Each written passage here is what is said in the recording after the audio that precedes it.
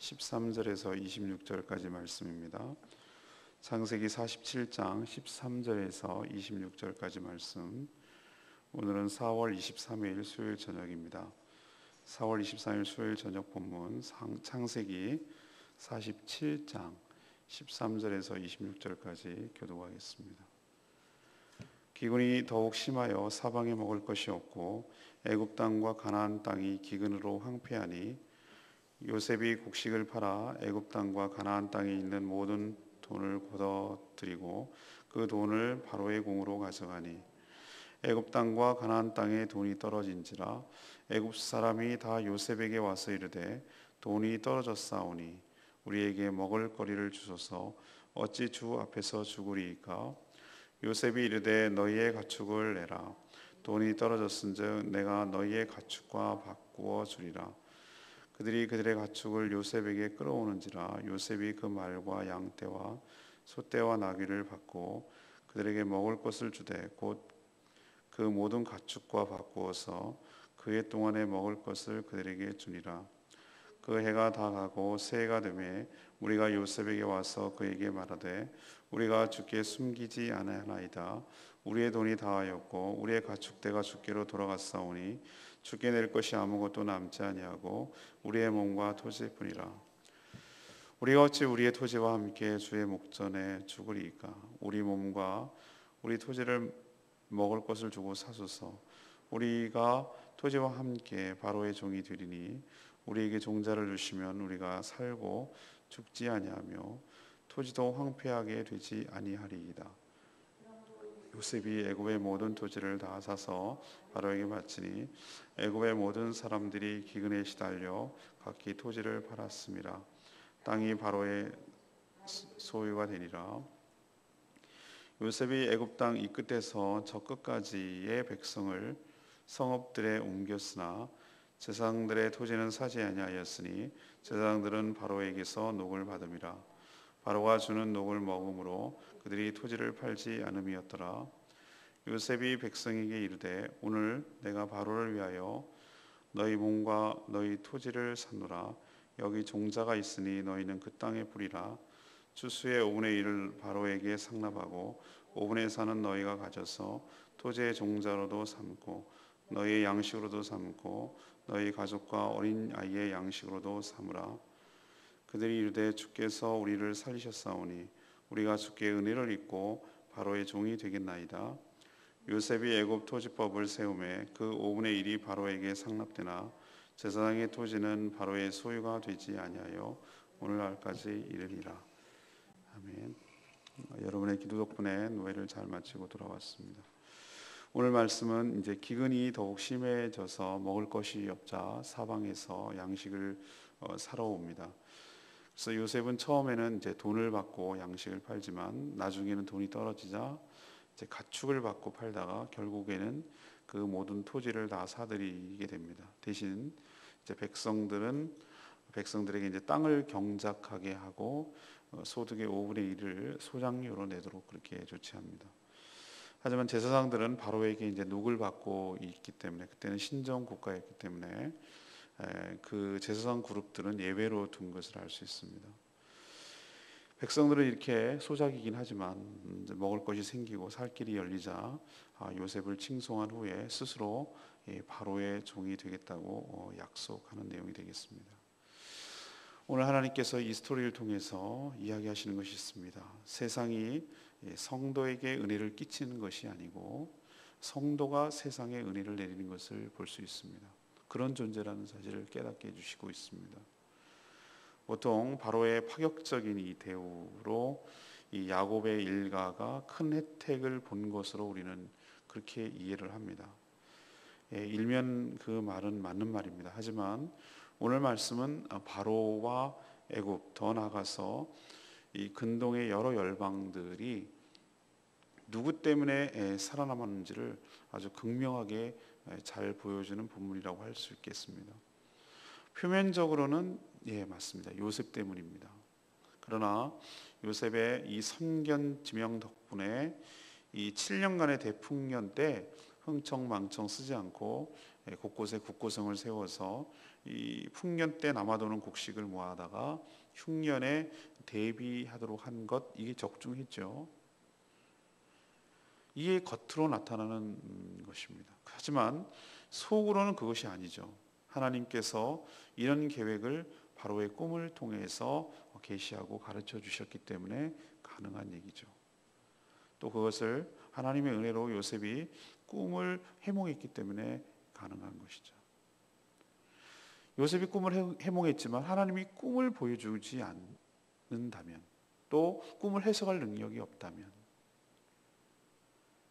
그것은 불가능했을 것입니다. 그러나 꿈도 주고 그것을 해석할 수 있는 분, 해석할 수 있도록 한 분이 모두 다 하나님인 것을 알 수가 있습니다.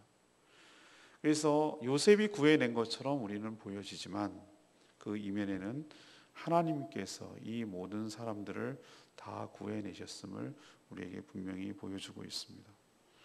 분명한 것은 야곱이 애굽의 바로 때문에 산 것이 아니라 애굽 전체가 요셉 때문에 살게 되었음을 우리에게 보여주고 있습니다. 전 요셉이 바로 우리 성도들의 삶이라고 생각합니다. 우리가 그렇다는 것이죠. 우리가 마치 세상의 덕을 보고 사는 것처럼 보입니다. 그렇게 표면적으로는 보입니다. 그러나 알고 보면은 우리 성도들을 통해서 모든 세상 사람들이 은혜를 입고 하나님의 덕을 끼치고 그렇게 사는 존재임을 생각하시고, 여러분이 바로 요셉과 같은 존재임을 생각하시고, 성령 충만하여서 세상을 보는 눈, 세상의 지혜를 구하고 또 해석하고 이끌어가는 복된 인생이 되기를 간절히 소망합니다. 두 번째는 모든 사람을 살리고 만족해 하는 지혜를 구해야 한다고 가르쳐 줍니다. 요셉은 정말 탁월한 사람이죠. 기근으로 양식이 없자 처음에는 돈을 주고 양식을 팔고, 다음에는 가축을 받고 팔더니 급기야는 모든 토지를 다 사들여서 바로에게 바칩니다. 모양새는 그렇게 했지만 일종의 전 국토의 국유화 정책을 편 것이죠. 이럴 때만이 토지개혁이 일어날 수가 있습니다. 여전히 자기 토지라고 주장했을 때 어떤 일관성이 있는 토지, 조세 이런 것을 할 수가 없는 것이죠. 사실 이렇게 국가에 다 내니까 바로 입장에서 싫어할 이유가 없는, 그래서 신임을 얻은 것 같아요. 그러나 당시 애굽에서 다양한 신들을 섬기는 그런 신정 국가였기 때문에 다양한 제사상 그룹들은 건드리지 않았습니다. 내비뒀습니다. 그래서 사회 통합과 반감을 사지 않으려고 했던 것이죠. 정교 일치, 이런 사회에서의 이 제사장들은 나라의 녹을 먹기 때문에 토지 국유화를 해봐야 별 의미가 없었기 때문입니다. 그러면 토지를 다 백성들에게서 사들였다고 해가지고 백성들은 그러면은 다 굶어 죽이느냐? 그건 아니죠. 오히려 이 먹을 양식을 주고 또 심을 씨도 주고, 그래서 소작을 하게 만듭니다. 자기 땅은 아니지만 땅을 일구도록 하는 것이죠. 땅을 일굴 수 있는 땅을 주는 것이죠. 그래서 그 소출의 5분의 2는 내도록 하고 소작료로, 그리고 나머지 5분의 4는 자신의 양식과 또 다른 씨를 삼도록 했습니다. 나쁘지 않은 조건이죠. 아무것도 없는 입장이 되었잖아요. 그런데 땅도 그대로 갈게 하고 또 양식도 씨도 주고 또 계속 삶을 이어갈 수 있도록 한 것이죠. 이런 정책이 바로 바로도 만족시키고 제사장도 만족시키고 또 백성들도 만족시키고 모두를 다 만족시키게 하는 정책인 것을 알 수 있습니다. 이처럼 요셉은 꿈만 잘 해석하는 것이 아니다라는 것을 우리에게 가르쳐 주죠. 그것은 그 사람은 해석만 잘한 것이 아니라 그것을 어떻게 해야 하는지를 잘 아는 사람이라고 할 수 있겠습니다. 그걸 또 시행할 줄 아는 사람이란 것이죠. 저는 오늘 말씀을 통해서 하나님께 이런 지혜를 우리가 구해야 된다, 이런 도전을 받습니다. 모든 사람을 살리고 모든 사람의 마음을 시원케 하는 지혜가 무엇인가 하나님께 구해야 되겠죠. 우리도 어떤 정책을 시행할 때 어떤 사람은 만족 못하고 어떤 사람은 만족하고 이렇게 되기가 십상인데, 이 요셉의 지혜는 그렇지 않았다라는 것을 보여주고 모든 사람을 살리는 것을 볼 수가 있습니다. 오늘 세 번째 말씀은 살 수 있는 은혜를 입었다면 감사하며 갚아 나가야 한다는 점입니다. 요셉은 기근 그리고 양식을 통해서 토지 개혁을 단행했다면 이번에는 소작과 소출을 통해서 이 조세 제도에도 손을 대고 있는 것을 볼 수 있습니다. 기근으로 다 죽게 생겼는데 양식과 심을 씨까지 줌으로써 그들에게 살 길을 열어준 것이죠. 우리가 이런 말씀을 통해서 오늘 말씀을 통해서 한 깨닫는 것이 있습니다. 뭐냐면은 이런 것이죠. 네, 제가 레마의 말씀도 그 얘기를 하려고 했는데 사람에게 있어서 정말 중요한 것이 무엇인지를 다 가르쳐주고 보여주는 것이죠. 목숨이 죽어가는데, 생명이 죽어가는데 돈이 무슨 소용이 있으며 가축이 무슨 소용이 있으며 땅이 무슨 소용이 있냐는 것이에요. 진짜 가치 있는 것이 무엇인지를 보여주는 것이죠. 생명이죠. 네. 그래서 생명을 살리고 풍성하게 하는 일이 선한 일이라고 예수님께서도 말씀하시고 그것을 위해서 이 땅에 예수님이 오셨다고도 이야기하는 것입니다. 지금 이 나라가 생명의 귀함을 잃었기 때문에 이런 슬픔을 당하는 것 아니겠습니까? 아무튼 요셉을 통해서 이들은 생명을 얻었습니다. 이할의 소장료 이거 가혹한 거 아닙니까? 이렇게 말하지만 그것조차도 할 수 없는 기회였을 텐데 근데 그런 기회를 줬다는 것 자체가 벌써 은혜고 혜택인 것이죠. 2할이니까 한 20% 정도 되잖아요. 5분의 1이니까. 그러면 지금의 현재의 우리나라 조세 부담률이 어느 정도일까? 이 정도입니다. 20% 정도 되는 것이. 직간접세를 합치면은 우리가 내는 세금이 한 20% 정도 되는 것입니다. 애굽 백성들이 불만이 많고 이것이 부당하다고 생각했으면 이들이 가만히 있겠습니까? 죽는 마당에 토지가 누구 것이라는 것이 무슨 의미가 있겠어요? 별 의미가 없죠. 그들은 요셉에게 찾아와서 뭐라고 얘기했냐면 자신들을 살려주셨다고 칭송하고 있는 것을 볼 수 있습니다. 이할 너무합니다 이렇게 말하지 않았어요. 그리고 은혜를 입었으니 자기 입으로 이렇게 말합니다. 스스로 바로의 종이 되겠습니다 이렇게 약속하고 있습니다. 이런 일이 없어도 사실은 절대 권력자인 바로에게 충성해야 하지만 이 일로 인해서 감동을 받아 스스로 충성을 다짐함으로써 바로 입장에서는 권력 강화와 통치 기반이 더욱 견고해지는 것을 볼 수 있습니다. 우리도 사실은 이 소작을 당하는 백성들과 다를 바 없다라는 생각을 합니다. 우리도 죄에 팔리고 사단에 팔리고 모든 것을 다 잃어버린 그런 존재였지만 하나님께서 살 길이 열리고 생명의 양식을 주고 먹을 것을 입게 되었고 생겨나게 되었고 은혜를 입게 된 것이죠. 가장 큰 것 죽었던 자였는데 그리스도의 보혈의 공로로 우리가 다시 살아난 줄로 믿습니다. 그러니까 우리는 이들이 백성들이 고백했던 말 우리는 바로의 종이 되겠습니다 라고 말한 것처럼 우리는 주님의 종이 되겠습니다. 또 주님의 은혜를 갚게 나가겠습니다 라는 마음가짐으로 살 때 그게 바로 은혜를 받은 자답게 살아가는 것이다 이런 생각이 듭니다. 오늘 레마의 말씀 25절 말씀 주께서 우리를 살리셨으니 우리가 주께 은혜를 입고 바로의 종이 되겠나이다. 요셉이 양식을 이용해서 돈, 그러니까 가축은 그 당시 재산이었으니까요. 토지, 몸까지 빼앗는 무서운 관료처럼 보일 수 있습니다. 하지만 이것을 계기로 인해서 그 누구 절대 권력자인 바로도 해내지 못했던 완전히 국가를 개혁할 수 있는 백지 상태에서 다시 쓸 수 있는 토지 제도와 조세 제도를 손질하고 정착시킬 수 있는 기반을 마련한 것입니다. 생각해 보십시오. 다 국유화 시키니까 이제는 나라의 정책 따라 살 수 있는 것이고 그러니 조세 제도를 해도 시행해도 저항이 없는 것이고 만약에 자기 땅이 있는데 일방적으로 자기 땅이 소출을 하고 있는데도 불구하고 5분의 1씩 내라. 그럼 얼마나 조세 저항이 심하겠어요. 정말로 악한 관료였다면 백성들이 와서 이렇게 스스로 충성을 다짐하며 종이 되겠습니다라고 말하기가 있을 수 있었을까? 자기들도 감동을 한 것이죠. 이렇게 요셉은 이 일이 닥칠 줄 알고 이것들을 미리 대비한 것을 볼 수 있습니다. 아까도 말씀드렸습니다만 생명을 살리고 풍성하게 하는 것, 이것이 바로 선이고 주님의 거룩한 뜻인 줄로 믿습니다. 우리도 이렇게 사는 것, 이게 바로 잘 사는 것이다. 생명을 살리고 풍성하게 하는 것, 이렇게 살아가는 저와 여러분 되기를 소망합니다.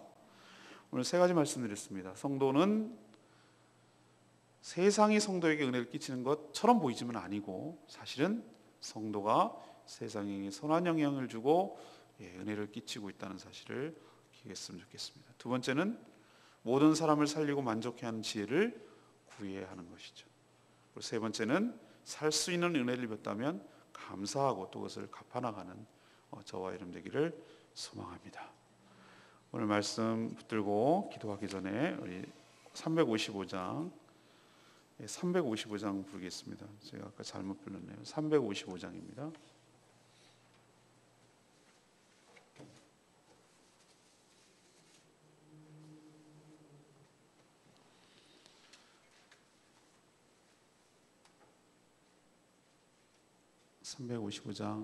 나의 가장 낮은 마음, 우리 같이 찬양하겠습니다.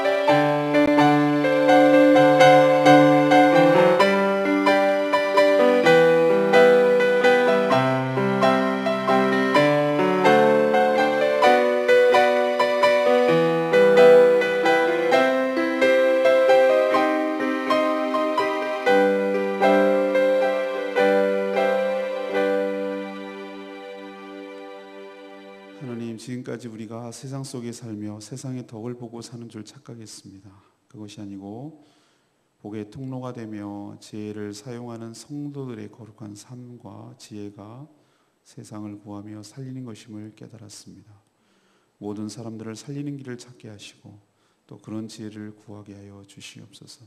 그것이 바로 복음임을 깨닫게 하여 주시옵소서. 증상을 치유하는 것이 아니라 근원적인 문제를 해결하는 하나님의 방법, 곧 복음을 전하게 하여 주시옵소서. 우리도 하나님께 만 가지 은혜를 입었으니 그 은혜에 감사하며 그 은혜에 보답하며 헌신하며 살게 하여 주시옵소서. 저희들에게 은혜를 주시고 간구하는 기도를 들어응답하여 주시옵소서. 예수 그리스도 이름으로 기도합니다. 아멘.